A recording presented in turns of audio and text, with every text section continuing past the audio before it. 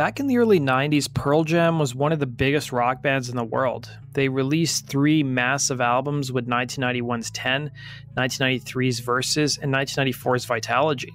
Following the release of Versus, the band opted to stop making music videos for nearly half a decade, and I've done a whole video on this, the link is down below. And then it was also around this time that the band picked a fight with Ticketmaster that didn't end well. It would result in an ironic move nearly 20 years later when Ticketmaster and Pearl Jam would join forces. Today, let's take a look at Pearl Jam's battle with Ticketmaster. Ticketmaster, which was started in 1976, was built on the premise of selling ticketing software. By 1982, a lawyer and entrepreneur named Frederick D. Rosen became the company's chairman and chief executive, and from that point onwards, the company increased exponentially. The company soon changed their business model by signing exclusivity contracts with venues, promising them a cut of their profits and fees. And by the early 90s, Ticketmaster was buying up its competition, effectively owning anywhere between 60 to 90% of the market share in the live entertainment business, while the other 10 to 40% was held by smaller, more regional companies. I'm giving you guys a percentage range because different articles I read for this story gave me different percentages. On top of that, Ticketmaster had lobbyists in Washington and hired the best antitrust lawyers, in addition to setting up a government relations office in the nation's capital to lobby Congress. The company also hired public relations people to tell the company's story in both the media and online. By the early to mid-90s, Ticketmaster was ready to challenge any kind of legislation or messaging that threatened their bottom line. In fact, before Pearl Jam raised a big stink about Ticketmaster, there really wasn't a big debate around service fees. The bigger question was about how high ticket prices could go, with legacy acts like Billy Joel, the Eagles, and Elton John charging upwards of almost $100 per ticket. Ticketmaster's feud with Pearl Jam wasn't instantaneous. It was something that built up after both parties had bad experiences with one another. It would effectively start on Labor Day 1992. A year prior, Pearl Jam had released their debut album 10, which was a monumental success. To thank their fans in their hometown of Seattle, Pearl Jam wanted to play a free concert, and it was estimated that about 30,000 people were expected to attend. Despite being advertised as a free concert, Ticketmaster was distributing the tickets and wanted to charge $1 for every ticket distributed. Upset with this request, Pearl Jam ditched Ticketmaster and distributed the tickets on their own, thus keeping the show free. One of the biggest misconceptions about Pearl Jam's whole battle with Ticketmaster was that it was spearheaded by frontman Eddie Vedder. And while it's true that Vedder wielded a lot of creative control over the group, he wasn't the main driving force behind their feud with Ticketmaster. Guitarist Stone Gossard and bassist Jeff Ament would tell the LA Times in late 1996 that it was their idea to take on Ticketmaster. Gossard would tell the LA Times what informed the band's decision-making, saying, "We swore when we formed this band that if we ever got successful, we would make sure we did something to keep our concert prices down, but we decided to take it one step at a time," he'd say. In 1993, Pearl Jam was now supporting their second album, Versus, which came out in the later part of the year. While the band was on tour, they were still playing Ticketmaster-friendly venues and had the company distributing their tickets. It was by this time Ticketmaster was charging a service fee of about $3 to $6 per ticket. Pearl Jam soon started cutting deals with venue owners for them to take a smaller cut of the band's merchandise sales so they could lower their prices from what the industry standard was. So a concert t-shirt that typically went for $24 was now sold by Pearl Jam for $18. Once Pearl Jam became a headliner on the road, they soon started adopting a non-compromising attitude, wanting their ticket prices to only be $18. This move resulted in Pearl Jam foregoing millions of dollars that they could have made had they been charging industry standard rates. Fans applauded it, but the concert business, which featured a tight-knit community of promoters and venue owners, weren't happy with the move. One promoter who spoke to the LA Times on the condition of anonymity would tell the paper, "The minute they became a headliner, this band refused to compromise with anybody. Unlike a lot of other acts, Pearl Jam is not greedy, but they could care less about the middlemen in the business, and anytime you disagree with them during a negotiation, they just tell you, hey man, it's either my way or the highway." By November of 1993, Pearl Jam was set to wrap up their North America leg of their tour, playing 3 shows in their hometown of Seattle. Pearl Jam and Ticketmaster had both agreed to donate $20,000 of their earnings from that night to a local children's charity. However, an hour before Pearl Jam was set to play their first of 3 Seattle shows, their manager Kelly Curtis was informed that the chairman of Ticketmaster, Frederick R. Rosen, was not in the loop about the donation and wanted an additional dollar surcharge added to the ticket prices. Upset with Ticketmaster's ask, Pearl Jam requested that the concert be cancelled. but a deal would be worked out at the last minute where Rosen agreed to donate $14,000 to charity without raising the ticket prices. Kelly Curtis would tell the LA Times, "The last-minute nature of that episode was a real eye-opener for us. Most people we deal with don't do business that way, especially when it involves raising money for a good cause." Ticketmaster, for their part, would dispute the band's account of what happened. By the spring of 1994, Pearl Jam was planning on hitting the road again to do a 24-day tour. The band was also planning on doing a summer tour later that year. For Pearl Jam's spring tour, Ticketmaster was charging a $3.75 service fee on each ticket and was planning on listing their service fees on the tickets themselves. But once again, things came down to the last moment. Almost an hour before the tickets went on sale for their spring tour, Ticketmaster's chairman called up Pearl Jam's manager, refusing to show the service charge on the tickets, and in response, Pearl Jam threatened to cancel shows, and the two parties eventually worked out a deal, and Ticketmaster complied with Pearl Jam's request. But the peace didn't last long. Nearly a week later, during a show in Detroit, the band sidestepped Ticketmaster and cut a deal with the local promoter, Nederlander, and the band sold their tickets for $18 with a $1.75 service fee going to the promoter. As a result of the move, Ticketmaster threatened legal action against the promoter for breaking their exclusivity agreement and went as far as shutting down the ticketing machine at the venue. A solution would eventually be worked out where the ticket giant accepted a part of the promoter's fee. As Pearl Jam turned their attention to their summer tour in 1994, they wanted to be proactive and started making stipulations to Ticketmaster. Pearl Jam wanted to keep the cost of their concert tickets low so fans could see them. They told Ticketmaster they didn't want the company charging more than $1.80 in service charges on their tickets. And the problem with that was that Ticketmaster sometimes charged 2 to 3 times that rate, and for high-quality seats, the service fees could be as high as $18 per ticket. Obviously, Pearl Jam and Ticketmaster were far apart on their price. Pearl Jam would run out of options with Ticketmaster, with Stone Gossard recalling to the LA Times. By this point, we were getting pretty frustrated.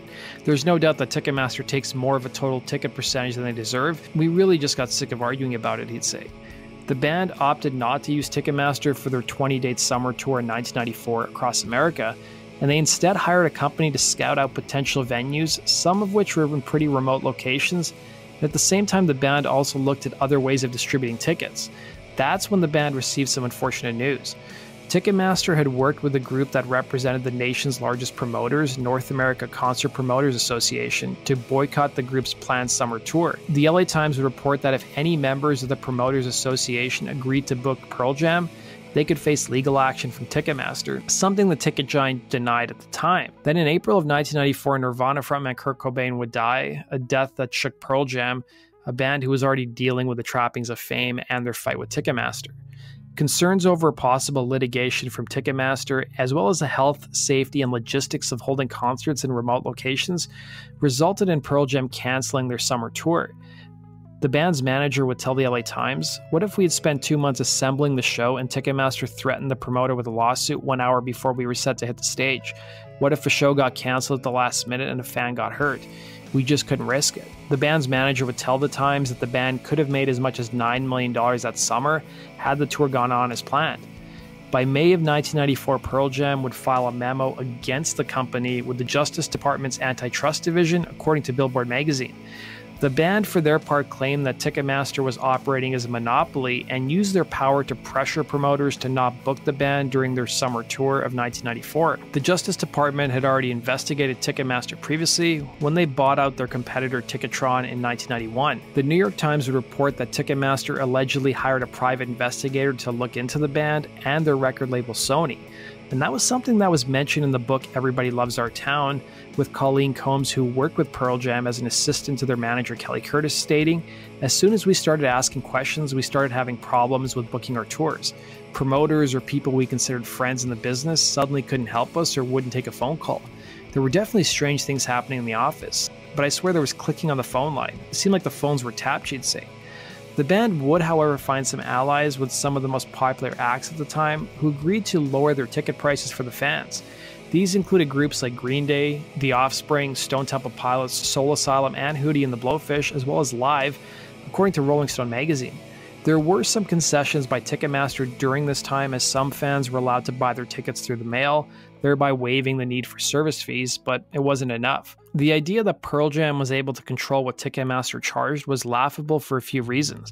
As Ticketmaster rose to prominence in the 80s, they cut exclusivity deals with venue owners. This resulted in artists and consumers really having no way to go around the ticketing giant. The agreements that Ticketmaster cut with the venues gave them profits of about 20% per year if the venues agreed to have Ticketmaster sell and distribute the tickets for all the shows at the venues.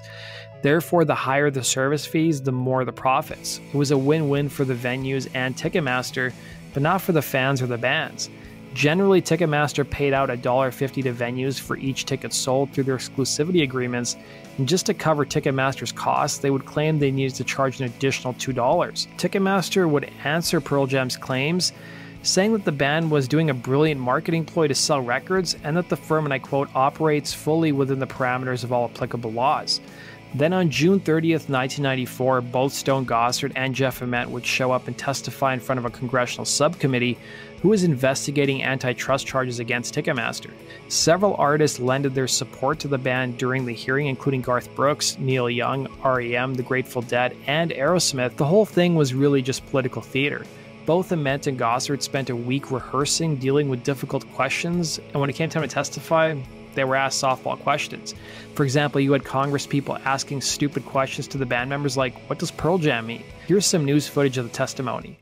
The bass player and guitarist for Pearl Jam found themselves at center stage in an unusual venue, a House subcommittee hearing room, where members of Congress wanted to hear about their beef with the nation's largest ticket distribution firm, Ticketmaster. This summer, we just decided that, we didn't want the ticket prices to be over $20. Many Pearl Jam fans are teenagers who do not have the money to pay $30 or more that it's often charged for tickets today. Ticketmaster says Pearl Jam won't compromise. In band statements and in their memo that they submitted to Justice, they said, this was it, take it or leave it, and that caused some of the problem. Pearl Jam's ultimate objective is one where they want competition. They want the freedom of choice. What we heard today, when it came down to facts, Ticketmaster had the facts, Ticketmaster had numbers.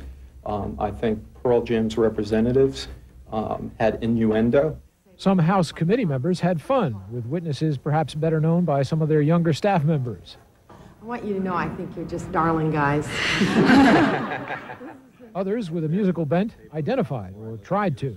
I was trying to learn Black and Alive and a couple of I'm still working on them. Ament would look back at the testimony telling everybody loves our town. The whole thing was a joke. The Department of Justice used us to look hip. It makes me a lot more cynical of what goes on with our government, he'd say. R.E.M. would lend their support to Pearl Jam's cause, having a representative at the same hearing. But for their 1995 Monster Tour, they would play Ticketmaster venues and allow the company to charge a service fee of $6.50 on a $40 ticket. Eddie Vedder would tell The Independent, there were other people who had opportunities to join in. Instead, they actually cut deals with that company. By the summer of 1994, Pearl Jam's drummer Dave Abbruzzese would be fired from the band. Personality conflicts led to his departure, and I've done a whole video on his firing. The drummer, for his part, never agreed with the band's hardline approach against Ticketmaster, revealing in the book Everybody Loves Our Town, when these guys were testifying in front of Congress, I was in Indonesia just enjoying being alive. The more I read about the Ticketmaster situation, it's like it all sounds good and nice, but there's way more important flagrant injustices we could have latched onto. Going on to say, I really thought we should have been playing music instead of participating in the Ticketmaster fiasco. I thought it was a waste of time. By the end of 1994, the readers of Spin magazine would name the Pearl Jam versus Ticketmaster feud the best thing to happen that year. By late 1994, Pearl Jam would release their third album, Vitalogy, and the issue of touring to support the album came up once again. The band was still boycotting Ticketmaster, and there would be one company born during this time, and they were called ETM Entertainment. This company gave fans personalized tickets with their name on it, along with a specialized barcode so scalpers couldn't sell them, and that counterfeits couldn't be made. ETM would charge a small service fee of only $2.50 per ticket, and Pearl Jam would work with them during their 1995 summer tour. But as the band started to plan their summer tour the following year, the band learned just how difficult it would be without the help of Ticketmaster, with frontman Eddie Vedder telling The Independent, we were having week-long meetings about chain-link fences and porta-potties, and because we only play non-Ticketmaster venues, we had to go to these really out-of-the-way places. With guitarist Mike McCready adding, we had to handle everything ourselves. I remember taking calls about portaloos. It was an ordeal, he'd say. The tour itself was fraught with problems as well. The opening date in March of 1995 at the Boise State University Pavilion had to be canceled because the venue had issues with ETM's ticketing codes. MTV would discuss the problems that plagued that tour in this segment. It was another wild ride this week on the rock and roller coaster that is the Pearl Jam tour. Last Saturday in San Francisco, Eddie Vedder, who'd been hospitalized earlier for a stomach virus, left the stage after 7 songs, unable to continue. On Sunday, Pearl Jam suddenly canceled the remaining 10 shows of its 15-date 12-city tour because of, quote, continued controversies associated with attempting to schedule and perform at alternate venues. In other words, the difficulty of finding arenas which are not in business with Ticketmaster has become more trouble than it's worth. Fans flooded us with angry email, but then on Tuesday, the band announced it would play its final 3 dates after all at Milwaukee's Summerfest next Thursday and Friday and Chicago's Soldier Field next Saturday. The other dates will be fully refunded, as will the aborted San Francisco show, by sending a ticket stub and/or postcard with your name, address, and phone number to the address on screen.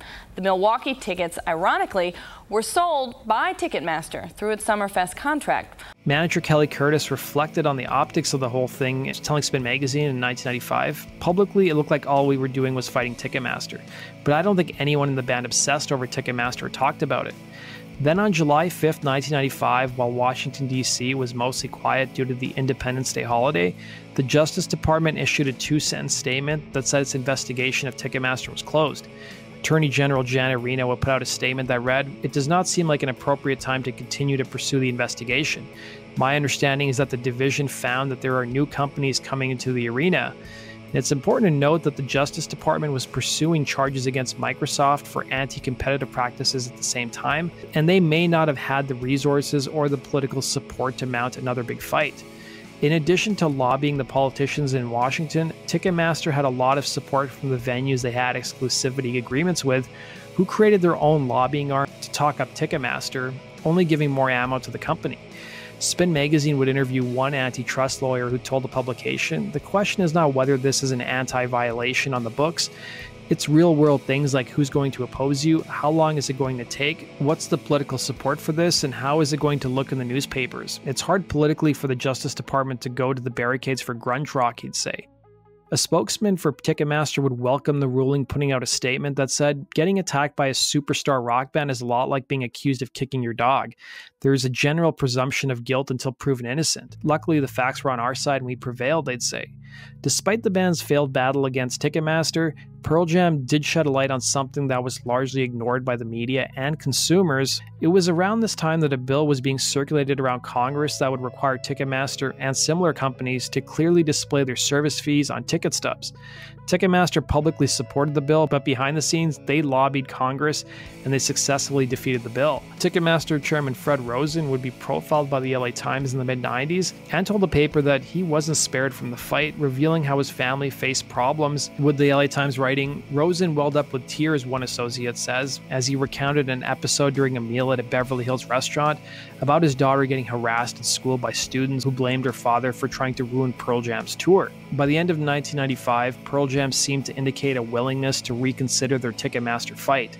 Kelly Curtis would tell the LA Times, "After this tour, we're going to reassess everything. It took us a whole year to plan these summer dates, and we're not going through that again. We did want to make a point of how difficult it was to tour without Ticketmaster, and we made that point. I think you'll find the band is just doing whatever it takes to just play, and if that means they're going to have to play some Ticketmaster shows, they're going to have to play Ticketmaster shows," he'd say. Despite that assessment, the band still stayed stubborn for their next album, No Code, that saw them play venues that weren't affiliated with the ticket giant. No Code wasn't as commercially successful as the band's 3 previous records. Then by 1998, with the release of their 5th album, Yield, Pearl Jam finally agreed to start playing some Ticketmaster venues, with their ticket prices rising a bit to $22. Pearl Jam also finally decided to release their first video in several years with Do the Evolution. Then in early 2020, it was reported that Pearl Jam and Ticketmaster were now working together to fight against scalpers. They would distribute all their tickets digitally and have them tied to the purchaser's phone number. That does it for today's video, guys. Thanks for watching. Be sure to like button and subscribe, and we'll see you again on Rock and Roll Your Stories. Take care.